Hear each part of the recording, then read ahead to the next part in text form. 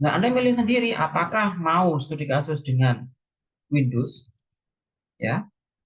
Kemudian boleh juga ke Mac, boleh juga ke Linux.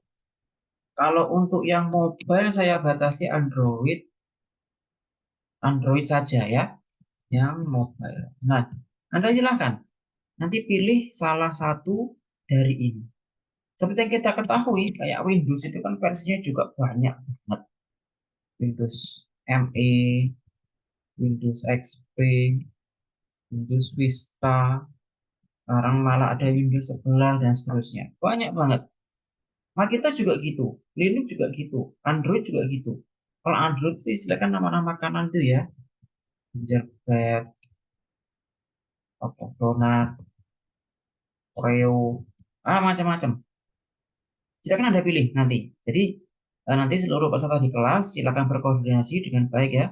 Seluruh peserta di kelas, jadi satu dengan orang yang lain harus berbeda. Jadi misal gini, misal si A ini Windows XP. Kemudian si B sama Windowsnya tapi dia pakai Windows Vista. Nah, misal gini. Ini boleh. Kemudian misal si C nanti misal Android Nougat gitu misal. Si D juga Android Oreo, misal gitu. Nggak apa-apa. Antara Nougat sama Oreo pun tentu sudah berbeda. Jadi gitu ya, nanti seluruh kelas koordinasi A, B, C, D itu siapa, jangan ada yang sama, alias semuanya harus berbeda. Jadi nanti silakan semuanya ya, semua anggota kelas berkoordinasi dengan baik. Jadi harus berbeda satu dengan yang lain. Nah, tugasnya apa pada saat melakukan studi kasus? Pada saat studi kasus, Anda harus melunaskan atau menjawab pertanyaan berikut. Pertanyaan ini harus terjawab pada saat Anda melakukan studi kasus. Satu, bagaimana keamanan? Keamanan yang ditawarkan oleh operating system tersebut. Misal, kita bicara Windows.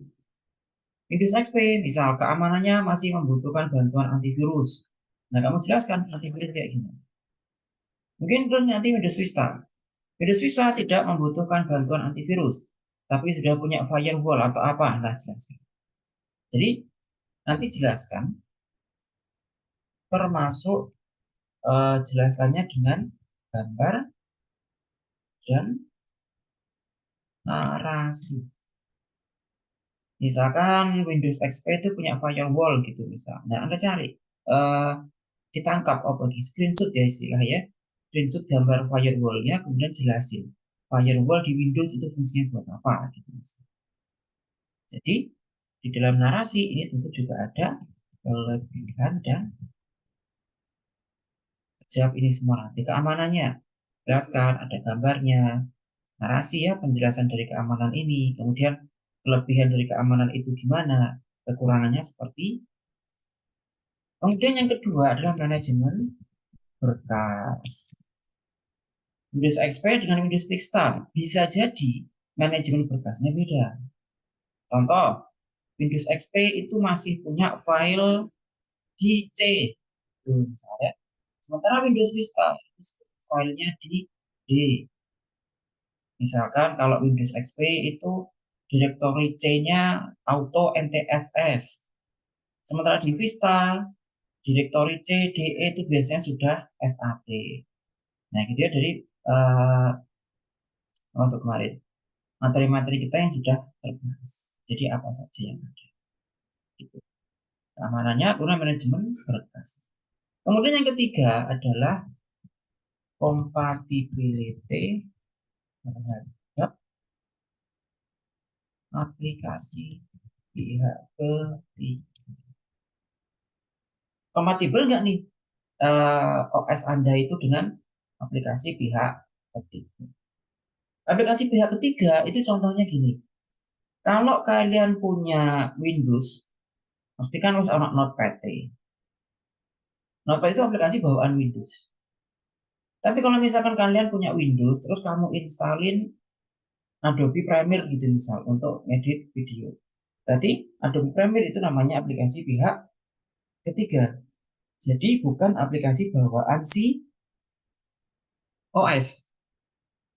Kayak Android misal. Android itu kan diinstal atau enggak mesti Gmail itu sudah masuk. Karena Android kan bikinannya Google ya. Dan Gmail juga Google. Jadi itu aplikasi bawaan. Tapi kalau kamu punya Android terus kamu instalin WhatsApp. Nah, berarti WhatsApp itulah namanya aplikasi pihak ketiga. Compatibility-nya gimana? Karena terkadang kayak iOS itu ya. iOS itu untuk WhatsApp versi sekian dia tidak mau. Nah, itu kamu jadikan studi kasus. Harus terjawab. Jadi ini. Tuh, menjawab ini lagi. Jadi tiap poin ini menjawab ini. Nah, begitu. Keamanannya, manajemen berkasnya gimana, kemudian compatibility terhadap aplikasi pihak ketiga. Biasanya ini, yang rival tuh Mac itu ya. Di aplikasi tertentu tidak mau ada. Terus juga gitu, Windows, namanya Windows ME atau Windows apa itu saya lupa namanya. Tapi Windows Server kayaknya. Dia diinstali aplikasi tertentu itu tidak mau. Ya karena tidak kompatibel. Jadi makanya kalau Anda beli aplikasi, biasanya kita baca dulu ya, compatibility aplikasi tersebut bagaimana. Maka aplikasi itu kalau ditanam ke komputer kita atau laptop kita, dia mau atau tidak. Dia dapat bekerja atau tidak. Nah, gitu. Jadi ini, silakan nanti melakukan studi kasus secara individu, kemudian menjawab pertanyaan. Seperti biasa ya, nanti dikirimkan ke PDF di Google Classroom. Dan ini boleh Anda lakukan dengan studi kasus di perpus. Misal, Anda menemukan fakta dari sebuah buku misal, bahwa Windows XP itu sudah memiliki fitur firewall gitu misal. Kasih sitasi. Kalau mengambil dari buku tertentu, kasih sitasi. Atau Anda mendapatkan dari jurnal tertentu, kasih sitasi. Tapi kalau dari internet, dari alamat web, tidak. Saya akan nolak. Anda misalkan kamu nemuin dari video YouTube-nya orang. Atau kamu nemuin dari artikelnya orang di website. Tidak boleh kayak gitu. Ya, sambil belajar Anda nulis karya ilmiah nanti ya. Sambil belajar nulis skripsi. Ada sumber-sumber yang bisa kita ambil dan ada sumber-sumber yang tidak bisa. Dan contohnya itu. Jadi saya tulis di sini ya. Jika dari data sekunder maka diizinkan dari buku dengan studi literatur di perpus. Baik perpusmu, perpus kampus, atau Anda juga bisa pergi ke perpustakaan kota atau kabupaten. Tiap kota, tiap kabupaten mesti punya perpus, ya. Bojonegoro itu kabupaten besar, mesti punya perpus. Boleh Anda berkunjung ke sana. Dari jurnal ilmiah yang sudah diterbitkan minimal cakupan nasional dan indeks Sinta 5. Jadi kalau nanti cari jurnal yang tidak terindeks Sinta 5 atau mungkin Sinta 6, Sinta 7 gitu, jangan, nggak boleh diambil. Jadi boleh diambil jika Sinta 1, 2, 3, 4, 5 gitu ya. Sambil belajar nulis. Nanti Anda skripsinya mesti ada kayak gini. Nggak boleh dari apa gitu. Selain dari kedua ini berarti tidak boleh. Dari apa itu jenenge? Dari TikTok, artikel di internet, dari chat GPT, Anda nggak boleh. Berarti kalau ini data sekunder, maka data primernya adalah Anda pengamatan sendiri. Pengamatan dengan laptopmu, pengamatan dengan HP-mu, atau dengan HP-nya adikmu, misalkan gitu ya. Atau dengan laptopnya tetanggamu, tidak apa-apa, dipinjam aja dulu untuk pengamatan. Jadi gitu. Kalau misalnya tidak memungkinkan, ya misal tidak memungkinkan melakukan pengamatan, ya ini istilahnya dengan data sekunder, gitu ya. Ada data primer, ada data sekunder. Gitu. Oke, semoga bisa pahami sampai sini. Silakan jika ada pertanyaan tentang ini, studi kasusnya.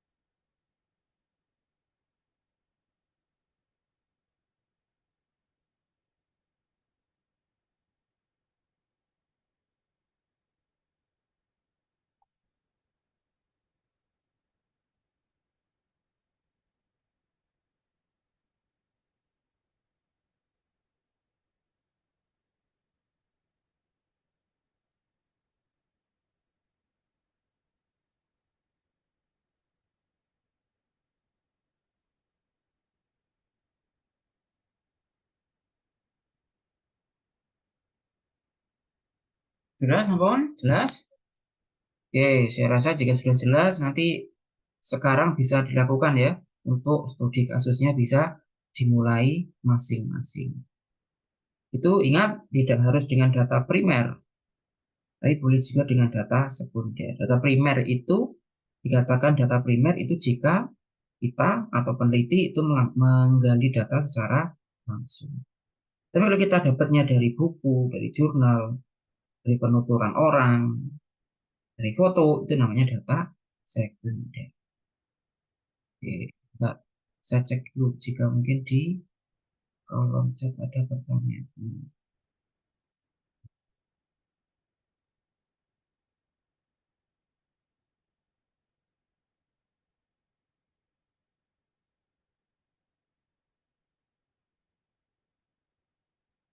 Udah, sabun, clear?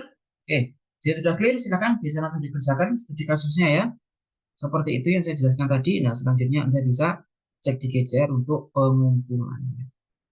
Oke, jika sudah cukup, terima kasih atas kehadirannya, teman-teman. Saya undur diri dan wassalamualaikum warahmatullahi wabarakatuh.